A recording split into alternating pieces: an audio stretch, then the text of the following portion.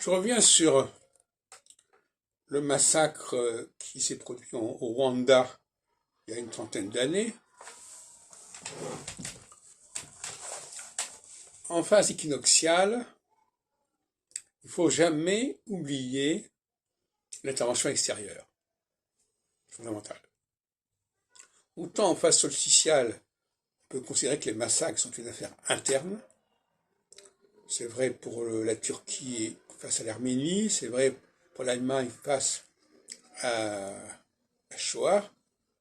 Mais dans le cas du Rwanda et de l'histoire des Hutus et des Tutsis, le problème se pose autrement parce qu'on est en phase équinoxiale. En tout cas, c'est l'approche astrologique telle que je la conçois, et c'est l'apport de l'astrologie à la recherche historique, c'est de ne pas poser le problème dans les mêmes termes quand il s'agit d'une phase équinoxiale.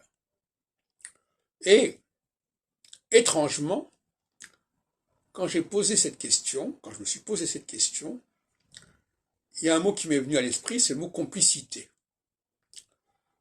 Par exemple, le pacte germano-soviétique qui a conduit à l'anéantissement politique de la Pologne est le résultat d'une alliance entre l'Allemagne et l'URSS.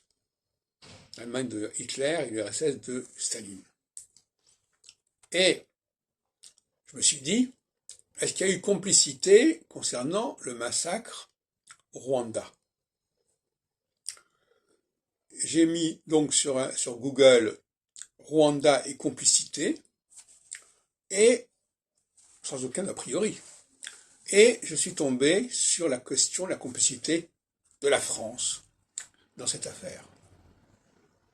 Et c'est ça qui caractérise justement ce massacre, qui le rend encore plus problématique par certains côtés. Alors, je vais creuser la question en cherchant d'autres sources, mais la phase équinoxiale implique des alliances particulières qui font qu'on s'appuie sur un soutien extérieur.